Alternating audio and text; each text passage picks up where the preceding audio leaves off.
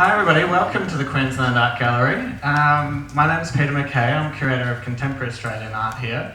But today I'm not really playing Curator, Michael's playing Curator.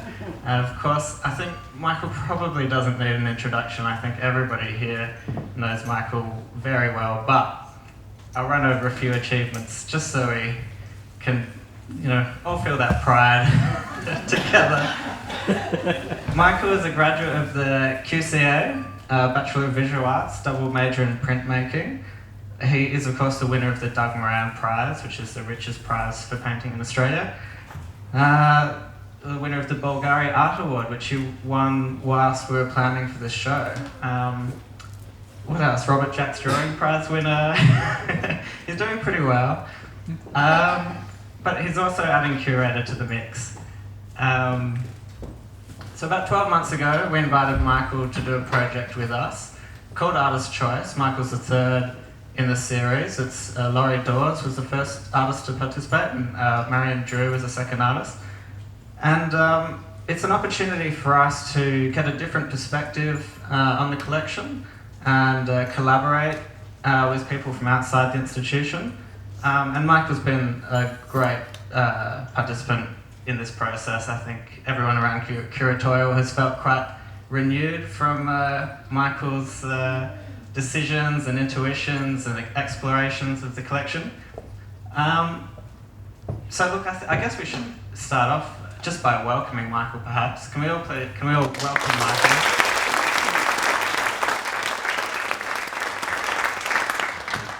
Hometown crowd.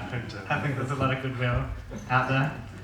Michael, this project started somewhere quite different from where it ended up. So can we maybe start by talking a little bit about what your first ideas were and how they evolved to where they are now? I guess I had two main ideas that we moved on from the first one, but both ideas were less about me taking on the role as a curator and retaining my role as an artist. And with both ideas, I think I was interested in trying to make a physical artwork with the collection itself. One was more sort of a formal pattern, and then I came up with this sort of domestic setting concept. Yeah, so for anyone who hasn't been through the show already, so what Michael's done is gone through the collection. We spent about 2, 3, 4 days, and many emails and FTPs and PowerPoints back and forth, basically rummaging through everything that we had and picking out works that resonated with you. I suppose as an artist, as a curator, just as a as an artist, as a collector. Yeah. Things that I loved, the things that I knew we had, and surprises. I was really interested in exploring the collection, but I definitely set out to include very specific things. And we worked across both the collection here at QAGOMA and then the Queensland Museum as well. And we just seemed to, every time we made choices, it seemed to open up more choices. And it just seemed to, our wish list just grew and grew.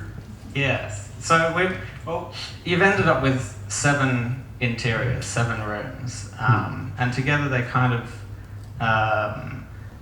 almost a portrait. I was initially, I shouldn't do this now, I shouldn't change the idea of the show right before the opening when all the media material has gone out, but we're talking about creating a fictitious collector, but I actually think, I've come to think this week, it's almost a portrait of the gallery. It's like you personified the gallery, like... Yeah, I guess so. I think for me, when I entered the space, when I saw this amazing build, and an installation actually, because so much of it had gone up when I first got to see it, I was aware of what I hoped would be the case, that I was suddenly thinking about this presence, this much less about the art than about this fictitious presence, this collector. And it was like the big elephant in the room for me. I suddenly was walking into this someone's home. And it's I think it's very convincing. I think I've already walked through today and overheard people saying, "Oh, I could live here. Can we do this at home, honey?" No, we can't do this at home. We don't have the money.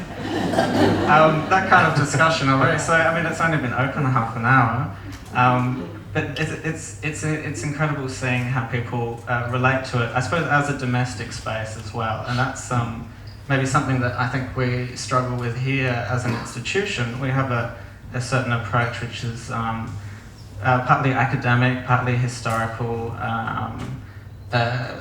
It's aesthetically driven, but it's also quite intellectualized.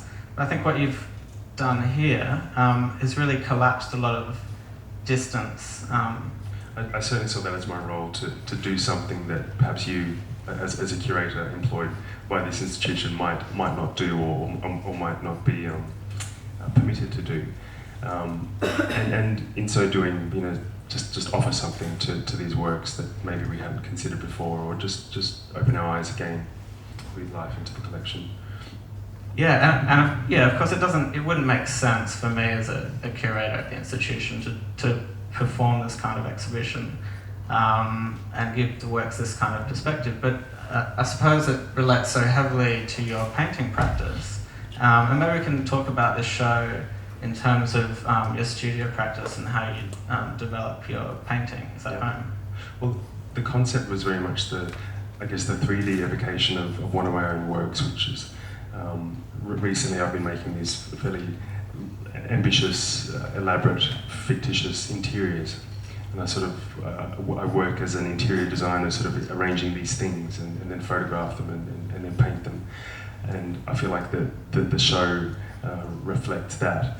And the inclusion of my work in the gallery's collection, which is also an interior, which contains artwork and furniture and collectible nice things, is kind of a keystone to the whole show. And when we in that little room, we actually sought to try and bring that room to life around that work. Yeah. And I think we've done very well. I was excited to find a narwhal tooth over it.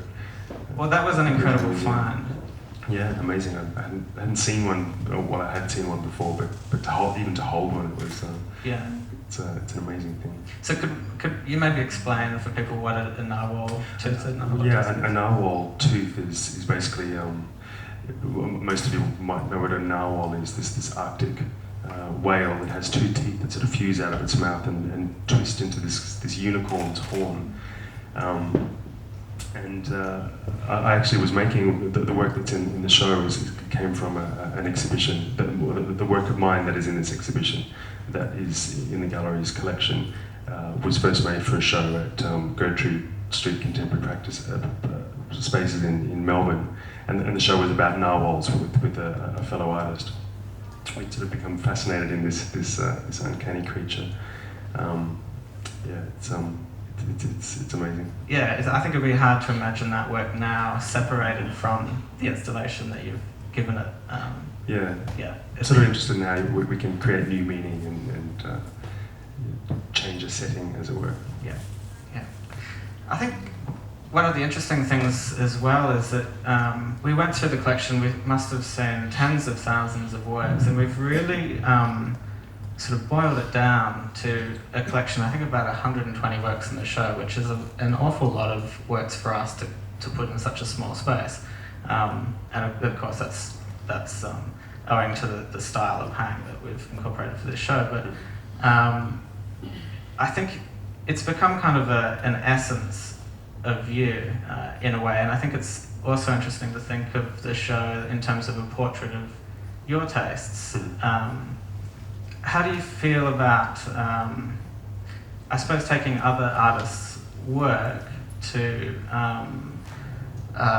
become emblematic of some of your sensitivities and your interests? I almost feel like I'm appropriating work, and I said before I was making this artwork with other artists' work. I do feel it's a bit like appropriation in the same way that I do that in my own practice. I think it's interesting you talk about taste, and that's something that I was really interested in, the notion of taste. It's a very outmoded thing to apply to curating. Yeah, you have said a number of times how the process that you're reducing curating to taste making and decorating it. I thought that was an interesting way to approach this. Yeah. but it's an interesting way of thinking about aesthetic values as well. I think, I suppose we maybe find it increasingly hard to appreciate things purely on aesthetic terms, that we are looking for the critical backstory or the emotion or the context, and we're not maybe exploring the world purely on aesthetic terms for fear of I'm not sure if it just seems inadequate these days, but of course you've made it. Yeah.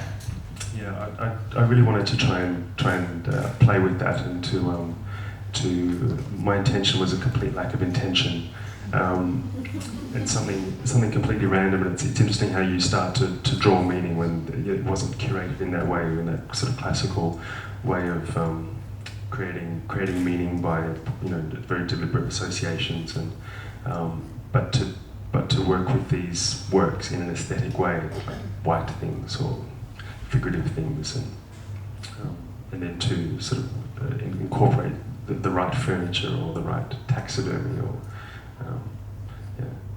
And the right thing can be anything, just given the right context, given given the right paint colour and floor finish, exactly. Which we did look at. Spend many hours over. Yeah. How important was the design aspect for you? Hugely important. I mean, it's that was something I think we needed to establish very early, because the thing sort of evolved in an interior decorating kind of way. Even the selection of the work. That's why I think we had to do design in stages. So I was first placing things and making those choices about what would be in because of the placement. And I think we sort of had to do it that way, and then of course the magnificent design team here took over and did what we see here. I think that design is obviously central to this kind of show. Yeah, I think so for people, just to give you a bit of insight behind the project. So initially, Michael took a model home and it was played with a cut-up doll's house, basically, and put things all over the walls, and made sense of the group of works that you'd accumulated through all your visits. And so you gave the logic to the exhibition, I guess, in that way. And we preserved a lot of those groupings. It didn't actually change a whole lot. No. And what design did was essentially rotate the exhibition about 30-40 degrees and put the whole show on an axis, which kind of creates a flow through the space, and it becomes a lot more convincing, because when it's very hard to describe when you haven't got the model right here, but it forces you through the space and makes it more of a convincing set, I think, instead of walking into a staid recreation. Initially, our rooms were sort of jutting into the space like a square room and a square hallway and another square room. I think it probably disrupted the flow. So design was crucial to the way the show works. I think we probably had the most fun throughout the process rummaging through the Queensland Museum collection, both up here and their secret off-site collection, which I can't tell you about, but it's amazing. And so being secreted through those works, they're not works, they're specimens. How did you feel about that comparison between artworks and specimens? And they're both collections, they're both preserved in very similar ways, but there's totally different frameworks. And yet I feel that I often approach them in the same way. So I approach the polar bear in the same way that I would the de Kooning. I had the same appreciation, the same fascination. And I think that's what a place like Mona gets right, is that you can look at a sarcophagus in the same way that you can of Wim Delboy, and I think that's what we're sort of making those associations. I think it's a more interesting way to posit work. And so taxidermy, of course, has a fairly long running presence in your practice. Yeah. It's one of the more controversial aspects, I suppose, as well. Yeah. I know that you got a bit of flack for the taxidermy in your house. Yeah, it can ruffle a few feathers. I think the notion of collecting it, less so casting it in an artwork, but the fact that I own a lot of it. But I've had it since I was very little. A lot of I started collecting taxidermy about 10 years ago, but I was collecting insects and stones and things that interested me when I was really little, and drawing them or just keeping them. And when my angelfish died, I would dry them out and pack them away. And I feel like I've just been doing this for a really long time. And I'm not a hunter, but I'm a collector. Just roadkill. But in recent years, it sort of has entered my practice more as a metaphor for my practice itself, which has become a sort of collectible trophy, and that interests me, and I like to play with that.